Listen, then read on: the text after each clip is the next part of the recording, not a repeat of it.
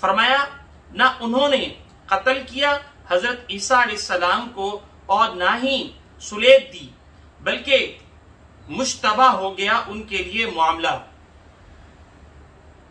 اور یقیناً جنہوں نے اختلاف کیا ان کے بارے میں وہ شک و شبہ میں ہیں، ان کے پاس اس حوالے سے کوئی علم نہیں سوائے کہ گمان کرنے کے، وہ گمان کی پیروی کر رہے ہیں، اور انہوں نے یقیناً حضرت عیسیٰ علیہ السلام کو قتل نہیں کیا بلکہ اللہ نے ان کو اٹھا لیا ہے اپنی طرف۔ اللہ سبحانہ وتعالی زبردست ہے، حکمت والا ہے۔ اعوذ باللہ من الشیطان الرجیم، بسم اللہ الرحمن الرحیم، لا يحب اللہ الجہر بالسوء من القول الا ما ظلم وكان اللہ سمیعا علیما۔ صدق اللہ العظیم۔ رب اشرح لي صدری ويسر لي امری واحلل عقدة من لسانی يفقهوا قولی رب زدنی علما۔ اللهم صل وسلم على نبینا وحبیبنا محمد۔ السلام علیکم ورحمۃ اللہ وبرکاتہ۔ محترم ناظرین، آج کی اس نشست میں ہم چھٹے پارے کا آغاز کرنے جا رہے ہیں۔ خلاصہ مضامین قرآن آپ کے سامنے چھٹے پارے کا پیش کیا جائے۔ آئیے باقاعدہ آغاز کر لیتے ہیں۔ سورۃ النساء کا رکوع نمبر 21 ہے، اور اس رکوع میں اہل ایمان کو منع کیا گیا ہے کہ وہ مسلمانوں کے مقابلے میں کافروں کو دوست نہ بنائیں۔ ایسا کرنے والے منافق ہیں، اور منافقین جہنم کے سب سے نچلے گڑھے میں ہوں گے۔ ہاں، جو توبہ کر لے، اپنے رویے کی اصلاح کر لے، اللہ سبحانہ وتعالی سے چمٹ جائے تو اپنی اطاعت خالص اللہ سبحانہ وتعالی کے لیے کر لے تو انہیں اللہ سبحانہ وتعالی معاف فرما دے گا۔ اس رکوع میں یہ بھی بتایا گیا ہے کہ جو لوگ کچھ رسولوں کو مانتے ہیں اور کچھ کو نہیں مانتے وہ پکے کافر ہیں، ان کے لیے ذلت والا عذاب ہے۔ مزید آگے بڑھیں، اس کے بعد جو رکوع ہے وہ رکوع نمبر 22 ہے۔ رکوع نمبر 22 میں یہود کے چند جرائم بیان کرنے کے بعد ان کے اس قول کی نفی کی گئی کہ ہم نے حضرت عیسیٰ علیہ السلام کو قتل کر دیا ہے۔ اللہ سبحانہ وتعالی نے فرمایا وَمَا قَتَلُوهُ وَمَا صَلَبُوهُ وَلَكِنْ شُبِّهَ لَهُمْ وَإِنَّ الَّذِينَ اخْتَلَفُوا فِيهِ لَفِي شَكٍّ مِّنْهُ مَا لَهُمْ بِهِ مِنْ عِلْمٍ إِلَّا اتِّبَاعَ الظَّنِّ وَمَا قَتَلُوهُ يَقِينًا بَلْ رَفَعَهُ اللَّهُ إِلَيْهِ وَكَانَ اللَّهُ عَزِيزًا حَكِيمًا۔ فرمایا نہ انہوں نے قتل کیا حضرت عیسیٰ علیہ السلام کو اور نہ ہی سلیب دی، بلکہ مشتبہ ہو گیا ان کے لیے معاملہ، اور یقیناً جنہوں نے اختلاف کیا ان کے بارے میں وہ شک و شبہ میں ہیں، ان کے پاس اس حوالے سے کوئی علم نہیں سوائے کہ گمان کرنے کے، وہ گمان کی پیروی کر رہے ہیں، اور انہوں نے یقیناً حضرت عیسیٰ علیہ السلام کو قتل نہیں کیا بلکہ اللہ نے ان کو اٹھا لیا ہے اپنی طرف۔ اللہ سبحانہ وتعالی زبردست ہے، حکمت والا ہے۔ مزید آگے بڑھیں تو اس کے بعد رکوع نمبر 23 ہے۔ رکوع نمبر 23 میں رسالت کے حوالے سے چند اہم باتیں بیان کی گئی ہیں۔ فرمایا رسلا مبشرین ومنذرین لئلا یکون للناس علی اللہ حجۃ بعد الرسل وکان اللہ عزیزا حکیما۔ رسول تھے بشارت دینے والے اور خبردار کرنے والے، تاکہ نہ رہے لوگوں کے پاس اللہ سبحانہ وتعالی کے مقابلے میں کوئی حجت رسولوں کے آنے کے بعد، اور اللہ سبحانہ وتعالی زبردست ہے، کمال حکمت والا۔ رسالت کے بعد اب لوگ اللہ سبحانہ وتعالی کے سامنے اپنی بے عملی کا کوئی جواز نہیں پیش کر سکتے۔ اس رکوع میں تمام انسانوں کو دعوت بھی دی گئی کہ وہ اللہ سبحانہ وتعالی کے آخری رسول صلی اللہ علیہ وسلم پر ایمان لے آئیں، اسی میں ان کی خیر ہے۔ اہل کتاب سے کہا گیا کہ دین میں ناحق غلو نہ کریں اور حضرت عیسیٰ علیہ السلام کو خدائی میں شریک نہ کریں۔ وہ اللہ سبحانہ و تعالیٰ کے بندے اور رسول ہیں۔ مزید آگے بڑھیں تو رکوع نمبر 24 ہے۔ رکوع نمبر 24 میں عیسائیوں اور مشرکین مکہ کے غلط عقائد کی نفی کی گئی ہے، اور عیسائیوں نے حضرت عیسیٰ علیہ السلام کو اور مشرکین نے فرشتوں کو اللہ کی اولاد قرار دیا، حالانکہ حضرت عیسیٰ علیہ السلام اور فرشتے اللہ کے بندے ہیں۔ وہ اللہ کی بندگی کو اپنے لیے سعادت سمجھتے ہیں، البتہ جو کوئی بھی اللہ کی بندگی کے حوالے سے اعراض کرے گا اللہ سبحانہ و تعالیٰ اسے شدید عذاب دے گا۔ تمام انسانوں کو دعوت دی گئی کہ تمہارے پاس قرآن کی صورت میں واضح دلیل آ چکی ہے، جو لوگ اللہ سبحانہ و تعالیٰ پر ایمان لائیں گے اور قرآن سے چمٹ جائیں گے، اللہ سبحانہ و تعالیٰ انہیں اپنی رحمت اور فضل میں داخل فرمائے گا اور سیدھے راستے کی ہدایت نصیب فرمائے گا۔ اس کے بعد سورۃ المائدہ کا آغاز ہے، اور سورۃ المائدہ میں نیکی اور تقوی کے کام میں تعاون کرنے کا بیان ہے۔ پہلے رکوع میں ایک اہم ہدایت دی گئی ہے، وَتَعَاوَنُوا، فرمایا کہ وَتَعَاوَنُوا عَلَى الْبِرِّ وَالتَّقْوَى وَلَا تَعَاوَنُوا عَلَى الْإِثْمِ وَالْعُدْوَانِ، فرمایا نیکی اور تقوی کے کاموں میں تعاون کرو اور گناہوں اور زیادتی کے کاموں میں تعاون مت کرو۔ گویا صرف گناہ کرنا ہی بری بات نہیں، بلکہ اس کے حوالے سے کسی قسم کا تعاون کرنا بھی گناہ ہے۔ مثلا سود لینا گناہ ہے، اور اس کے ساتھ ساتھ سودی معاملات کو لکھنا اور ان پر گواہ بننا یا بننا بھی گناہ ہے۔ اس کے بعد سورۃ المائدہ کا رکوع نمبر 2 ہے۔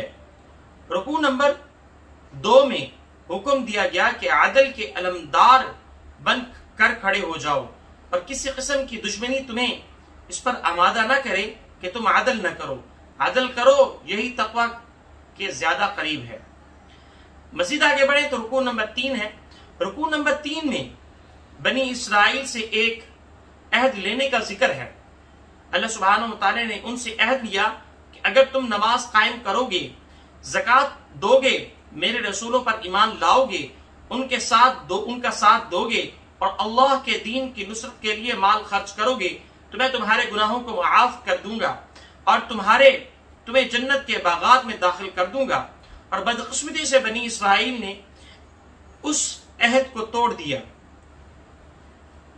اور پھر اللہ سبحانہ و تعالیٰ نے ان پر لعنت کی اور مختلف عذابوں میں مبتلا کیا۔ اہل کتاب کو دعوت دی گئی کہ ہمارے رسول صلی اللہ علیہ وسلم آ چکے ہیں جو ان باتوں کو واضح کر رہے ہیں جو تم نے اپنی کتابوں کی تعلیمات سے چھپا دی ہے۔ ہمارے رسول صلی اللہ علیہ وسلم پر ایمان لے آؤ، اسی میں تمہاری بھلائی ہے۔ پھر یہود و نصارہ کے اس قول کی نفی کی گئی، ہم اللہ کے بڑے محبوب ہیں۔ پوچھا گیا کہ اگر واقعی محبوب ہو تو تم پر اللہ کی طرف سے عذاب کیوں نازل ہوتے رہیں؟ مزید آگے بڑھیں تو اس کے بعد رکوع نمبر 4 ہے۔ رکوع نمبر 4 میں نفاذ شریعت کی جد و جہد سے اعراض کی شرمناک مثال۔ رکوع نمبر 4 میں بنی اسرائیل کی نفاذ شریعت کی جد و جہد سے پہلے تحقیق کرنے کا بیان ہے۔ حضرت موسیٰ علیہ السلام نے بنی اسرائیل کو اللہ کی نعمتیں یاد کرنے کی ترغیب دی، پھر ان کے سامنے ایک تقاضا رکھا، انہیں بتایا کہ اللہ نے ہمیں تورات عطا کی ہے اور ہم پر لازم ہے کہ اس کی تعلیمات کو نافذ کر کے ایک عادلانہ معاشرہ کی مثال لوگوں کے سامنے پیش کریں۔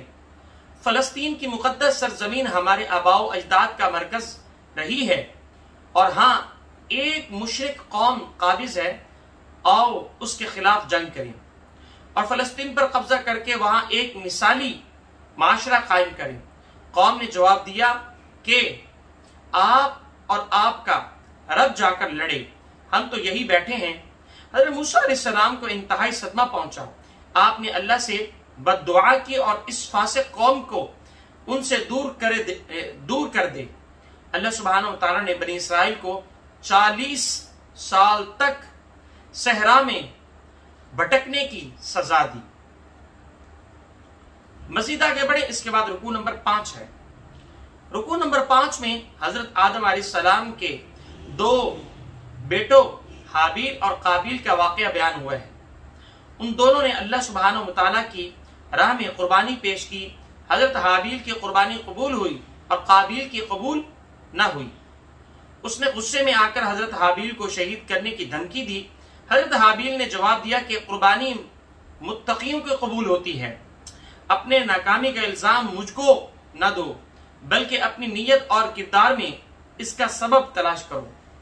قابیل نے حضرت حابیل کو شہید کر دیا اور ہمیشہ کے خسارے سے دوچار ہوا۔ اس رکوع میں یہ اصول بھی بیان ہوا ہے، جو کسی جان کو ناحق قتل کرے گا وہ پوری انسانیت کو قتل کرے گا، یعنی وہ پوری انسانیت کا قاتل قرار پائے گا، اور جو کسی ایک جان کی حفاظت کرے گا وہ پوری نوع انسانی کا محافظ سمجھا جائے گا۔ پھر اسی رکوع میں ایسے لوگوں کی سزا کو بیان کیا گیا ہے جو قتل و غارت گری اور کھلے عام لوٹ مار کرتے ہیں۔ حکم دیا گیا کہ ان کے ٹکڑے کر دو، یا انہیں سلیب پر لٹکا دو، یا ان کے ہاتھ پاؤں کاٹ دو، یا انہیں جلا وطن کر دو۔ ہاں، جو خود اپنے طور پر قانون کے حوالے کر دے تو انہیں معاف کیا جا سکتا ہے۔ مزید آگے بڑھے تو اس کے بعد رکوع نمبر 6 ہے۔ رکوع نمبر 6 میں حکم دیا گیا کہ جو چور مرد ہو یا عورت اس کے ہاتھ کاٹو۔ اس آیت کے روح سے ہم پر لازم ہے کہ ایسا نظام نافذ کرنے کی جد و جہد کریں جس میں اللہ کے تمام قوانین نافذ ہوں۔ اللہ سبحانہ و تعالیٰ کے احکامات اس لیے نہیں ہیں کہ ان کی تلاوت کر کے محض ثواب حاصل کر لیا جائے، بلکہ ہماری ذمہ داری ہے کہ ان پر عمل درآمد کے لیے ہم بھرپور جد و جہد کریں۔ مزید آگے بڑھیں، اس کے بعد رکوع نمبر 7 ہے۔ رکوع نمبر 7 میں نفاذ شریعت کی تاکید پر پورے قرآن مجید کا کلائمیکس ہے۔ رکوع نمبر 7 میں شریعت کے مطابق فیصلے نہ کرنے والے کافر اور ظالم اور فاسق کا بیان ہے۔ نفاذ شریعت کی تاکید پر پورے قرآن مجید کا کلائمیکس ہے۔ بڑی جلالی اسلوب میں حکم دیا گیا کہ خواہشات نفس کی نہیں، شریعت کی پیروی کرو، ورنہ کام کھول کر سن لو۔ وَمَن لَّمْ يَحْكُم بِمَا أَنزَلَ اللَّهُ فَأُولَٰئِكَ هُمُ الْكَافِرُونَ۔ جو لوگ بھی اللہ کے نازل کردہ کلام کے مطابق فیصلہ نہیں کرتے تو ایسے ہی لوگ عملی اعتبار سے کافر ہیں۔ وَمَن لَّمْ يَحْكُم بِمَا أَنزَلَ اللَّهُ فَأُولَٰئِكَ هُمُ الظَّالِمُونَ۔ اور جو لوگ اللہ کے نازل کردہ کلام کے مطابق فیصلہ نہیں کرتے تو ایسے ہی لوگ ظالم ہیں۔ فرمایا وَمَن لَّمْ يَحْكُم بِمَا أَنزَلَ اللَّهُ فَأُولَٰئِكَ هُمُ الْفَاسِقُونَ۔ جو لوگ اللہ کے نازل کردہ کلام کے مطابق فیصلہ نہیں کرتے تو ایسے ہی لوگ فاسق ہیں۔ آج ہم پر قرآن حکیم کی ان تینوں وعیدوں کا اطلاق ہو رہا ہے۔ اللہ سبحانہ وتعالی ہمیں احساس زیاں عطا فرمائے اور احکامات الہی کے نفاذ کے لیے تن من دھن سے جد و جہد کرنے کی توفیق عطا فرمائے۔ اس کے بعد مزید آگے بڑھے تو رکوع نمبر 8 ہے۔ رکوع نمبر 8 میں حکم دیا گیا کہ مسلمان یہودیوں اور عیسائیوں کو دوست نہ بنائیں، اور آپس میں ایک دوسرے کے دوست ہیں، وہ آپس میں ایک دوسرے کے دوست ہیں لیکن مسلمانوں کے خیر خواہ نہیں ہیں۔ جو ان سے دوستی کرے گا وہ انہی میں شمار ہوگا۔ اللہ سبحانہ وتعالی ایسے ظالموں کو ہدایت نہیں دے گا۔ اس رکوع میں مسلمانوں کو خبردار کیا گیا اگر انہوں نے اپنی دینی ذمہ داریاں ادا نہ کی تو اللہ سبحانہ وتعالی ان کی جگہ اسلام کی خدمت کی سعادت ایسے لوگوں کو دے گا جو اللہ سے محبت کریں گے اور اللہ ان سے محبت کرے گا۔ وہ دین کی خدمت کرنے والوں کے حق میں ایثار اور دین کے دشمنوں سے سختی سے کام کرنے والے ہوں گے۔ اللہ سبحانہ وتعالی کی راہ میں جہاد کریں گے اور کسی ملامت کرنے والے کی ملامت کی پرواہ نہیں کریں گے۔ ماضی میں اللہ سبحانہ وتعالی نے عربوں کو محروم کر کے دین کی خدمت کا اعزاز تاتاریوں کو دے دیا تھا۔ ایک بہت خوبصورت شعر ہے جو آپ کے سامنے پیش کیا جا رہا ہے عیاں پوش ہے عیاں یورش تاتار کے افسانے سے، پاسباں مل گئے کعبے کو صنم خانے سے۔ اللہ سبحانہ وتعالی ہمیں اس محرومی سے محفوظ فرمائے اور مذکورہ بالا صفات عطا فرمائے، آمین۔ مزید آگے بڑھیں تو اس کے بعد رکوع نمبر 9 ہے۔ رکوع نمبر 9 میں یہود کے علماء مشائخ کو جھنجھوڑا گیا کہ وہ لوگوں کو گناہوں اور حرام خوری سے کیوں نہیں روکتے۔ مزید ارشاد ہوا کہ اگر اہل کتاب تورات انجیل کے احکامات نافذ کرتے تو ان پر آسمان بھی رحمت کی بارشیں برساتا اور زمین میں نعمتوں کے خزانے ان کے لیے میسر ہوتے۔ اللہ سبحانہ وتعالی ہمیں اپنے معاشرے میں احکامات شریعت نافذ کرنے کی توفیق عطا فرمائے، آمین۔ مزید آگے بڑھے تو اس کے بعد رکوع نمبر 10 ہے۔ رکوع نمبر 10 میں اہل کتاب کو جھنجھوڑا گیا ہے۔ یا اہل الکتاب لستم علی شیء حتی تقیموا التوراۃ والانجیل وما انزل الیکم من ربکم۔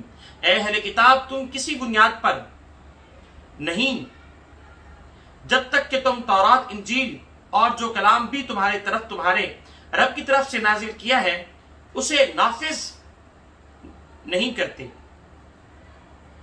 آج یہی خطاب ہم مسلمانوں سے ہے کہ ہماری اللہ کی نگاہ میں کوئی اہمیت نہیں اگر ہم قرآن حکیم کے احکامات کو نافذ نہیں کرتے۔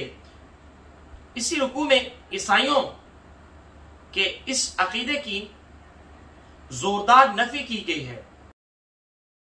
عیسیٰ علیہ السلام نے اپنی قوم کو آگاہ کیا انہو من یشرک باللہ فقد حرم اللہ علیہ الجنت ومأواہ النار وما للظالمین من انصار۔ فرمایا جس کسی نے اللہ کے ساتھ کسی کو شریک کیا تو اللہ نے اس کے لیے جنت کو حرام کر دیا اور اس کا ٹھکانہ جہنم ہے، اور ایسے ظالموں کے لیے کوئی شفاعت کرنے والا نہیں ہوگا۔ تو الحمدللہ یہ پارہ نمبر 6 کا خلاصہ مضامین اللہ سبحانہ وتعالی کی توفیق سے مکمل ہوا۔ انشاءاللہ نیکسٹ نشست میں انشاءاللہ پارہ نمبر 7 کا آغاز کریں گے۔ اللہ سبحانہ وتعالی سے دعا ہے کہ وہ اس پیغام قرآن کو دوسروں تک پہنچانے کی توفیق عطا فرمائے اور ان کے احکامات پر عمل کرنے کی ہم سب کو توفیق عطا فرمائے۔ جزاکم اللہ خیر۔ السلام علیکم ورحمۃ اللہ وبرکاتہ۔